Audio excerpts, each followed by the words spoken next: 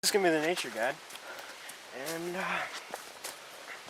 we'll be taking you through the woods, showing you all the things to do and not to do. Let's hope this goes well. Alright, you see this? These, you rub them all over your body. You know, makes you impenetrable to anything else. Let's continue. Alright, let's see. What do we have here? Crap. Oh! Boy, you see this? This is the Allosaurus carnivorus footprint. As you may notice, it is very large. So that means it's very large.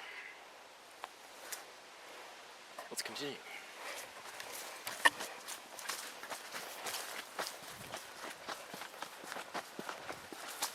There's an animal coming up ahead. Oh.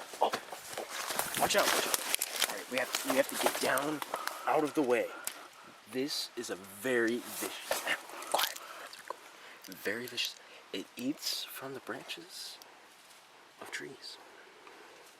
That is why it has such a tall body. Handsome and tall. Oh, he hears us. Okay, we have to be quiet. Notice its statuesque form. If it sees you, it'll tear your face off. It always peels the bark from trees. This is not known why yet. It sees us. Go. Oh, go.